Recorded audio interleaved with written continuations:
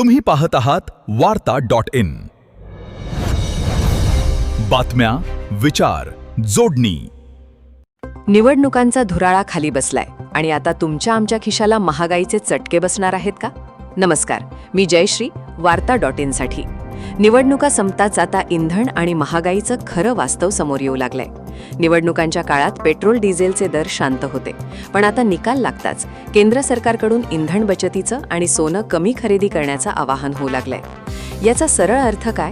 निवडणुकांपूर्वी जे सत्य लपवलं गेलं ते आता बाहेर येतंय. रशिया-युक्रेन युद्ध आणि मजबूत बॉयलरमुळे आयात महागलीय. पेट्रोल डिझेल महागलं की शेतकऱ्याचा ट्रॅक्टर, वाहतूक आणि पर्यायाने भाजीपाला सगळंच महागणार. श्रीमंत माणूस हा खर्च पेलू शकतो, पण रोजंदारीवर जगणारा मजूर आणि आपला शेतकरी या महागाईच्या ओझ्याखाली कसा जगणार? ग्रामीण भागात सोनं हा फक्त दागिना नसून ती एका कुटुंबाची हक्काची बचत असते. पर्याय न देता सोनं घेऊ नका सांगणं कितपत योग्य आहे? सरकार म्हणताय त्याग करा, पण हा त्याग फक्त सर्वसामान्यांनीच का करायचा? ज्या शेतकऱ्याच्या मालाला भाव मिळत नाही त्याला महागडं डिझेल आणि खतं कशी परवडणार? हा प्रश्न फक्त पैशाचा नाही तर विश्वासाचा आहे. तुम्हाला काय वाटतं? निवडणुकांसाठी महागाईचं सत्य लपवलं गेलं का? तुमचं मत कमेंट्समध्ये सांगा. ही बातमी महत्त्वाची वाटली तर शेअर करा. पाहत रहा वार्ता.in. वार्ता.in.